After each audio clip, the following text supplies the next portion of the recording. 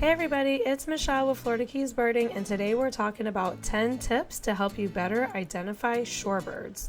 Shorebird identification can be a little tricky, but it can also be one of the most rewarding challenges for birders.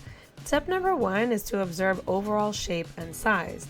Size is often the first thing you'll notice. Is the bird small and compact like a semi-palmated plover, or tall and lanky like a great egret? Their shape can also give clues. Some are slender while others are more stocky. Compare the bird size to nearby species of familiar reference birds like gulls or ducks. And if it's a big group of birds, look at their sizes next to each other. For example, maybe greater and lesser yellowlegs are standing next to each other so you can ID which one is the greater and which one is the lesser. Tip number 2. Study the bill, shape, and length. The shape and length of the bill can be a dead giveaway. Look for birds that have curved bills like a long-billed curlew or a wembrel, upturned bills like the avocet, or short straight bills like a plover. Tip number 3 would be to look at the leg color. Leg color is another key ID marker. For example, yellow legs can point to a lesser or greater yellow legs. I wonder how they got their name. Well, black legs can mean you're looking at a dunlin, a western sandpiper. With orange legs, it could be a piping plover. So that's a good ID marker sometimes when you're trying to figure out what kind of bird you're looking at. Keep in mind though, sometimes if they're backlit behind the sun, all the legs can look black. So if you take a photo, try to lighten up the shadows and see if you can figure out what color the legs actually were. Tip number 4, examine the plumage patterns. Breeding plumage often features bold colors and patterns, while non-breeding birds can look more muted or gray. This can make fall shorebirds a little bit of a challenge sometimes. So pay attention to subtle details on the chest, the back, and the wings. Tip number 5 is to pay attention to behavior.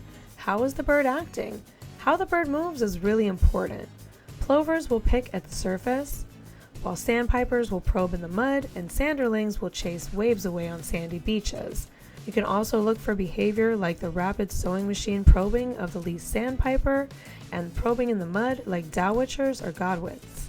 Tip number 6 is habitat matters. Location, location, location. Location is everything. Are you on a sandy beach, a rocky coastline, a tidal mudflat? Each habitat will attract a different species. For example, in mudflats, you're going to most likely see godwits or sandpipers. On sandy beaches, you're probably going to see plovers and sanderlings. Or on rocky coasts, you might see reddy turnstones or surfbirds or purple sandpipers. Tip number 7 is to listen for calls.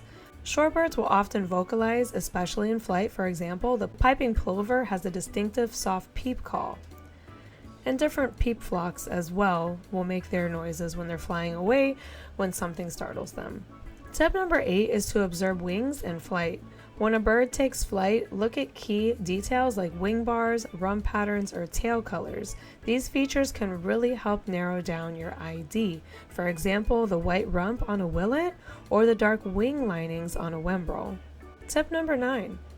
Know the seasonal and geographic range for the birds that you're looking for. Shorebird species can vary by location and season. Make sure you're using a field guide or an app to check which birds are likely in your area during specific times of year. Not to say that you can't see something rare, but it will help to narrow down if that bird is supposed to be there that time of year.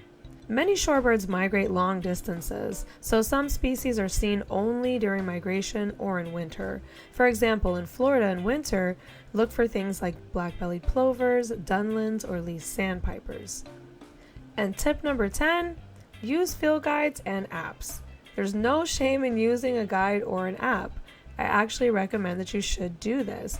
Studying the birds, seeing what they look like so that when you do see them, you recognize them, and when you're going back and you're looking at your photos, you can kind of compare in the guide or in the apps the bird that you saw with the birds in the book. Tools like Merlin, Bird ID, and eBird can make a big difference when you're really stumped. These tools can also help you narrow down a species based on appearance and location. So you can figure out if this bird is supposed to be here this time of year or if this bird is even supposed to be in that habitat. And the last tip I want to give you is that practice is key. You really need to spend time observing shorebirds in their natural habitats and take notes or photos so you can study them later on in detail.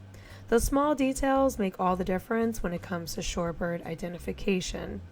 So there you have it, 10 tips plus a bonus to help you identify shorebirds with confidence. And remember, the more time you spend observing, the better you'll get.